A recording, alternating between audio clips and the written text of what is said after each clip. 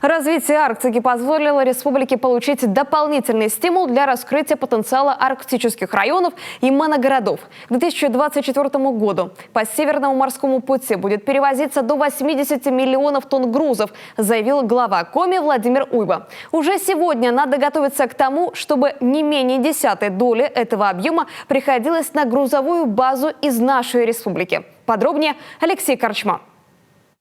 Коми должна играть более значимую роль в транзите грузов с юга из регионов Поволжья на север по суше. Это придаст мощный импульс развития нашим северным территориям. Воркута, Интай и Усть-Цилимский район включены в состав арктической зоны России. И это безусловный успех слаженной работы главы правительства, Госсовета Республики и наших представителей в Федеральном собрании.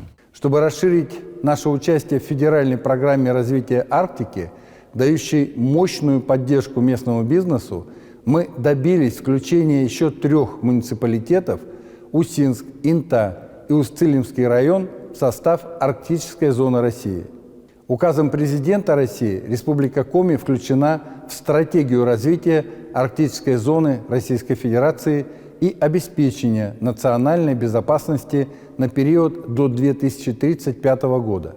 В стратегии развития арктической зоны России предусмотрен ряд перспективных направлений для экономики. Инвестиции в эти территории позволят расширить действующие, создать новые производственные площадки, замедлить миграционный отток населения, что в свою очередь благоприятно повлияет на развитие социальной сферы и повышение качества жизни граждан.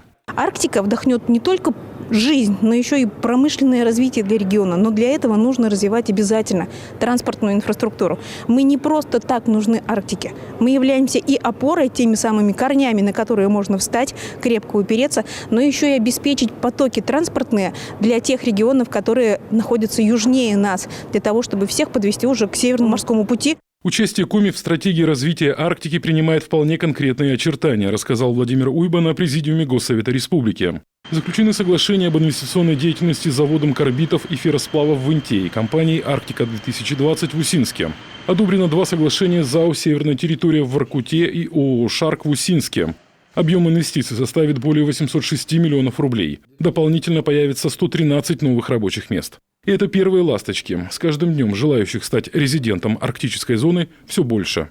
На сегодняшний день на инвестиционном портале Арктической зоны Российской Федерации зарегистрировано 25 проектов в таких отраслях, как добыча полезных ископаемых, переработка, транспорт, сельское хозяйство, социальная сфера с общим объемом заявленных инвестиций 4 миллиарда 347 миллионов рублей.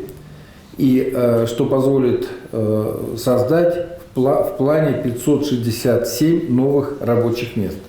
Еще одна инициатива главы республики Владимира Уйба – создание в Воркуте арктического медицинского кластера. Над проектом сейчас работает Минэкономразвития республики, опираясь на научные разработки Коми научного центра. Вместе с тем региональный Минздрав прорабатывает концепцию создания на базе арктического медицинского кластера федерального научно-образовательного центра «Человек как единая экосистема». Алексей Корчма, Дмитрий Ведерников, телеканал Юрган.